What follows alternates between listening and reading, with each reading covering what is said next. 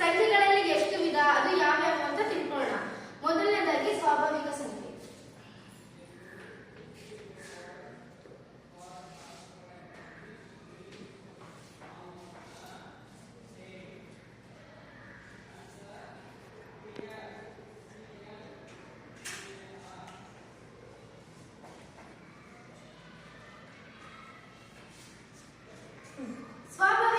ಸ್ವಾಭಾವಿಕ ಸಂಖ್ಯೆ ಅಂದ್ರೆ ಏನಪ್ಪಾ? ಸ್ವಾಭಾವಿಕ ಸಂಖ್ಯೆ ಅಂದ್ರೆ ಎಣಿಕೆಯ ಸಂಖ್ಯೆಗಳು. ನಾವು ಯಾವುದೇ ಒಂದು ಬೇಸ್ನಲ್ಲಿ ಯಾರನ್ನಾದ್ರೂ 1 2 3 4 ಅಂತೀವಲ್ಲ, ಅದನ್ನೇ ಸ್ವಾಭಾವಿಕ ಸಂಖ್ಯೆ. ಸ್ವಾಭಾವಿಕ ಸಂಖ್ಯೆ ಎಂದರೆ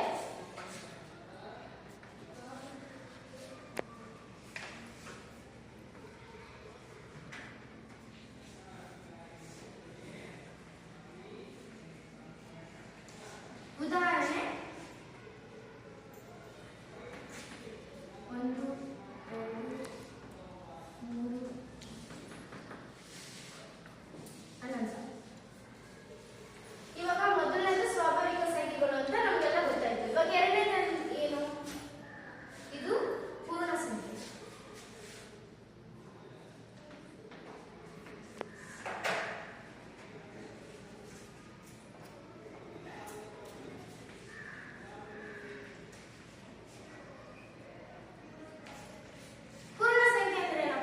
ಸ್ವಾಭಾವಿಕ ಸಂಖ್ಯೆ ಅಂದ್ರೆ ಒಂದರಿಂದ ಸ್ಟಾರ್ಟ್ ಮಾಡಿ. ಪೂರ್ಣ ಸಂಖ್ಯೆ ಅಂದ್ರೇನು?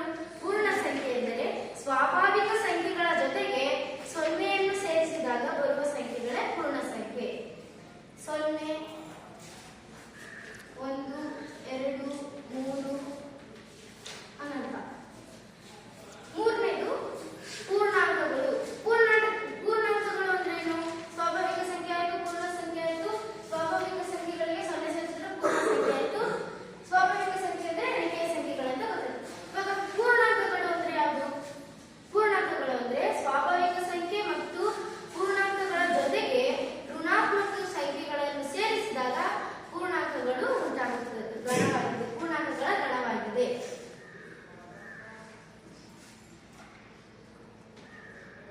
ಇದನ್ನ ನಾವು -0 ಪ್ಲಸ್ ಇದರ ಮೂಲಕ ನಾವು ಬರೀತೇವೆ. ಇವಾಗ ಎಕ್ಸಾಂಪಲ್, ಇದು ಭೂಮಿ. ಭೂಮಿ ಅಂದ್ರೆ 0, ಕೆಳಗಡೆ ಆಗಿದ್ದ ಮೈನಸ್, ಮೇಲೆ ಬರ್ತಾ ಪ್ಲಸ್ ಆಗುತ್ತೆ. ಇದನ್ನ ನಾವು ಪೂರ್ಣಾಂಕಗಳು ಅಂತ ಕರಿತೀವಿ. ಮೈನಸ್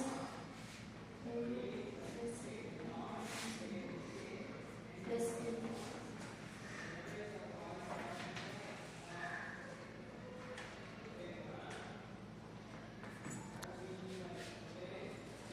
ಈ ತರ.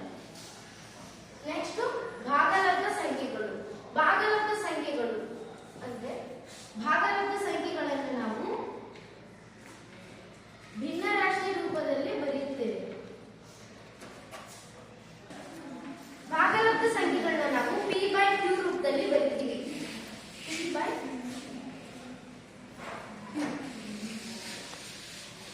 p/q ನಲ್ಲಿ ನಾಟ್ ಈಕ್ವಲ್ ಟು 0. q ಯಾವತ್ತೂ 0 ಆಗಿರಬಾರ್ದು. ಯಾಕಂದ್ರೆ 0 ಇದ್ದಾಗ ನಾವು ಶೇಷ 0 ಇರುವಾಗ p ಇಲ್ಲಿ ಏನಂತ ಕೊಟ್ಟಿರ್ತೀವಿ, ನಾವು ಯಾವ್ದಂತ ಭಾಗ ಮಾಡಿರ್ತೀವಿ ಅಂತ ಏನು ಗೊತ್ತಾಗಲ್ಲ. ಅದಕ್ಕೆ ನಾವು p ನಾಟ್ ಈಕ್ವಲ್ ಟು 0 ಅಂತ ಮಾಡ್ತೀವಿ. ಇದನ್ನ ನಾವು ಭಾಗಲಬ್ಧ ಸಂಖ್ಯೆಗಳು ಅಂತ ಹೇಳ್ತೀವಿ. ಇದು 5ನೇದು ಅಭಾಗಲಬ್ಧ ಸಂಖ್ಯೆಗಳು.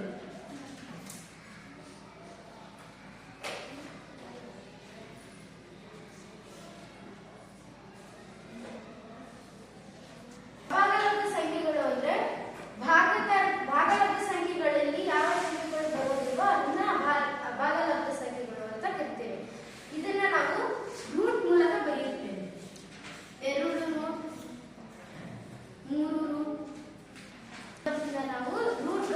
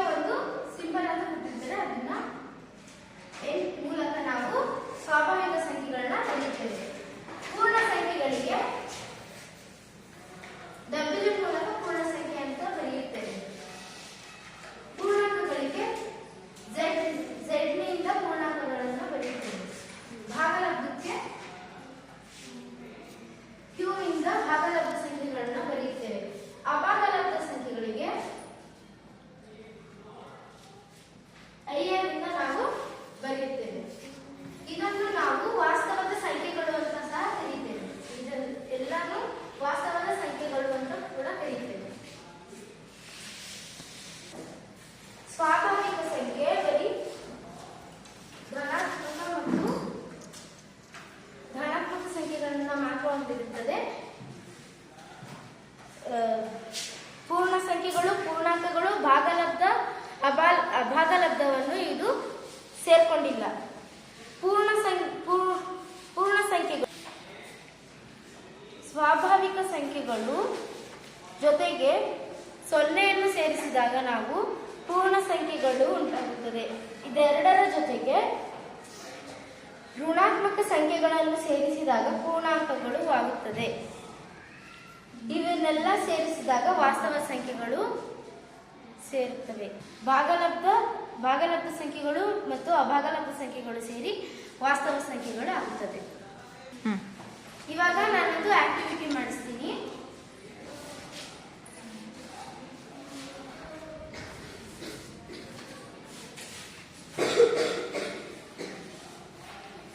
ಬಗ್ಗೆ ನೀವು ತಿಳ್ಕೊಂಡಿದ್ದೀರ. ನಾನು ತೋರಿಸೋ ಸಂಖ್ಯೆ ಇದ್ದು ಯಾವ ಯಾವ ಸಂಖ್ಯೆಗಳಿಗೆ ಸೇರ್ಕೊಳ್ಳುತ್ತೆ ಅಂತ ನೀವು ಹೇಳ್ಬೇಕು.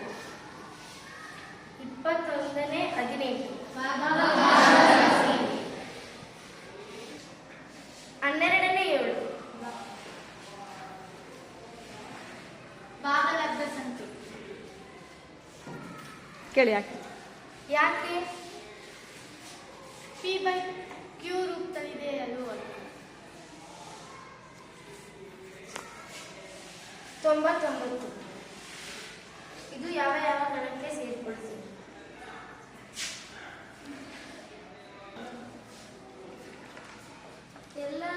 ಎಲ್ಲದಕ್ಕೂ ಸೇರ್ಕೊಂಡಿದೆ.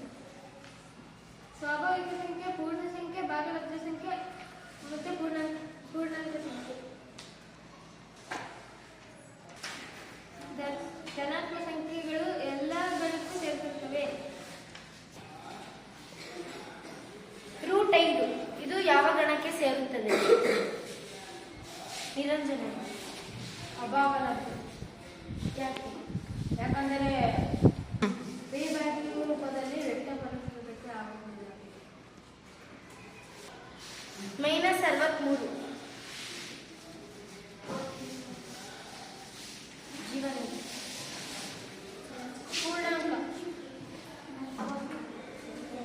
ಪೂರ್ಣಾಂಕ ಮತ್ತು ಭಾಗಲಬ್ಧ ಸಂಖ್ಯೆಗಳಿವೆ. ಯಾಕೆ? ಅದು ಋಣಾತ್ಮಕ ಸಂಖ್ಯೆಗಳನ್ನು ಹೊಂದಿದೆ. 33 ಇದು ಯಾವ ಯಾವ ಗಣಕ್ಕೆ ಸೇರುತ್ತದೆ? ಎಲ್ಲದಕ್ಕೂ ಸೇರುತ್ತದೆ. ಯಾವ್ದು? ಸ್ವಾಭಾವಿಕ ಸಂಖ್ಯೆ, ಪೂರ್ಣ ಸಂಖ್ಯೆ, ಪೂರ್ಣಾಂಕ, ಭಾಗಲಬ್ಧ. √7 ಮೇಘಶ್ರೀ.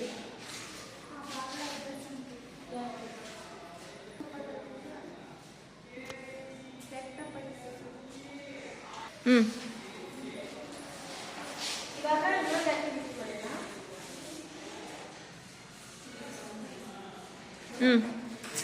ಇವಾಗ ನಿಮ್ಗೆ ಇದರಲ್ಲಿ ಸಂಖ್ಯೆಗಳು ಕಾಣಿಸ್ತಿರ್ಬೇಕು ಅನ್ಸುತ್ತೆ. ಇದರಲ್ಲಿ ಇರೋ ಸಂಖ್ಯೆಗಳು ಒಬ್ಬೊಬ್ಬರಾಗೆ ಎದ್ದು ಬಂದು ಯಾವ ಸಂಖ್ಯೆ ಬಂದಿದೆ, ಇದು ಯಾವ್ಯಾವ ಗಣಕ್ಕೆ ಸೇರ್ತಿದೆ ಮತ್ತು ಅದು ಯಾಕೆ ಸೇರಿದೆ ಅಂತ ಹೇಳ್ಬಿಟ್ಟು ಒಬ್ಬೊಬ್ರು ಹೋಗ್ಬೇಕು.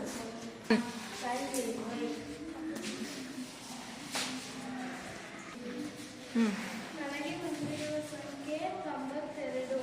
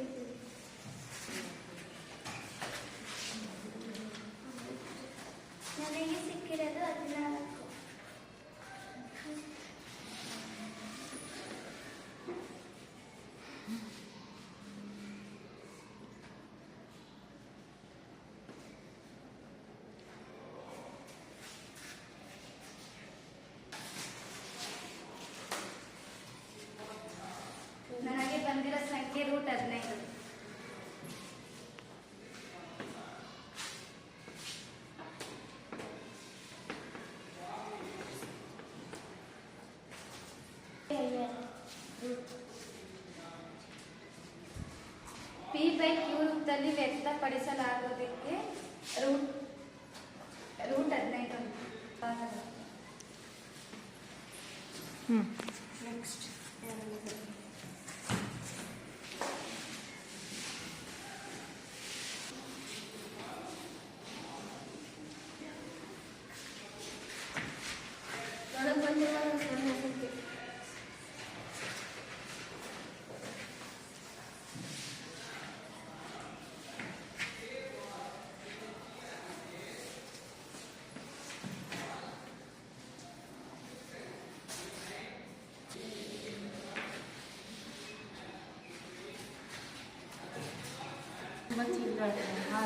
ನಾನು ತಗೊಂಡಿರೋ ನಂಬರ್ 7ನೇ 3.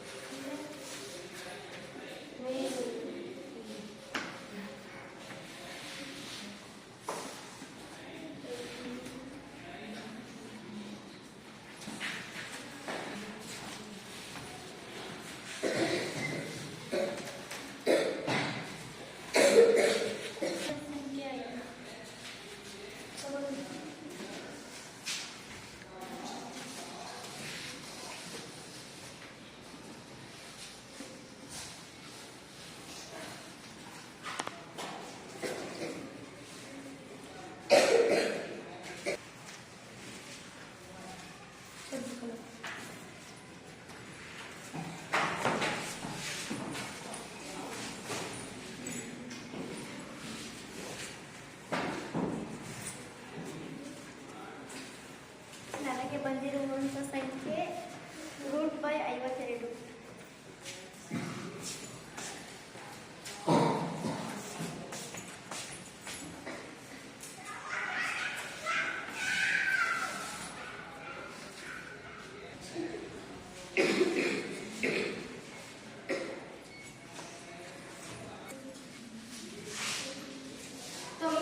ಇದು ಎಣಿಕೆಯ ಸಂಖ್ಯೆ ಆಗಿರೋದ್ರಿಂದ ಸ್ವಾಭಾವಿಕ ಸಂಖ್ಯೆ, ಭಾಗಲಬ್ಧ ಸಂಖ್ಯೆ, ಪೂರ್ಣಾಂಕ, ಪೂರ್ಣ ಸಂಖ್ಯೆಗಳಲ್ಲಿ ಬರುತ್ತೆ.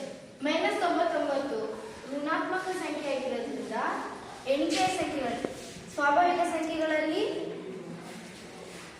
ಸ್ವಾಭಾವಿಕ ಸಂಖ್ಯೆಗಳು ಮತ್ತು ಪೂರ್ಣಾಂಕಗಳಲ್ಲಿ ಬರುವುದಿಲ್ಲ. 8ನೇ 7 ಸ್ವಾಭಾವಿಕ ಸಂಖ್ಯೆ, ಪೂರ್ಣ ಸಂಖ್ಯೆ, ಪೂರ್ಣಾಂಕಗಳಲ್ಲಿ ಬರುವುದಿಲ್ಲ. ಯಾಕೆಂದ್ರೆ ಇದು p/q ರೂಪದಲ್ಲಿ ಇರುವುದರಿಂದ ಈ ಸಂಖ್ಯೆಗಳಲ್ಲಿ ಬರುವುದಿಲ್ಲ. 14 ಎಣಿಕೆಯ ಸಂಖ್ಯೆ ಆಗಿರೋದ್ರಿಂದ n, q, z, w ಇದರಲ್ಲೆಲ್ಲದರಲ್ಲೂ ಬರುತ್ತೆ. √15 ಇದು p ಅಭಾಗಲಬ್ಧ ಸಂಖ್ಯೆ. ಯಾಕೆಂದ್ರೆ ಇದನ್ನು p/q ರೂಪದಲ್ಲಿ ವ್ಯಕ್ತಪಡಿಸಲು ಆಗುತ್ತಿಲ್ಲ. ಅದಕ್ಕಾಗಿ 0 ಇದು ಎಣಿಕೆಯ ಸಂಖ್ಯೆಗಳಲ್ಲಿ ಬರುವುದಿಲ್ಲ. ಅದಕ್ಕಾಗಿ w, q, z ಅಲ್ಲಿ ಮಾತ್ರ ಬರುತ್ತೆ. 7ನೇ 3 ಬರೀ q, ಯಾಕಂದ್ರೆ ಇದು p/q ರೂಪದಲ್ಲಿ ಇದೆ. 5 ಎಣಿಕೆಯ ಸಂಖ್ಯೆ ಆಗಿರೋದ್ರಿಂದ ಸ್ವಾಭಾವಿಕ ಸಂಖ್ಯೆ, ಭಾಗಲಬ್ಧ ಮತ್ತು ಪೂರ್ಣ ಸಂಖ್ಯೆ, ಪೂರ್ಣಾಂಕಗಳಲ್ಲಿ ಬರುತ್ತದೆ. √52 IR ಅಲ್ಲಿ ಬರುತ್ತದೆ. ಅಭಾಗಲಬ್ಧ ಸಂಖ್ಯೆಗಳಲ್ಲಿ ಬರುತ್ತೆ. ಯಾಕೆಂದ್ರೆ ಇದು p/q ರೂಪದಲ್ಲಿ ವ್ಯಕ್ತಪಡಿಸಲು ಆಗುತ್ತಿಲ್ಲ. ಧನ್ಯವಾದಗಳು.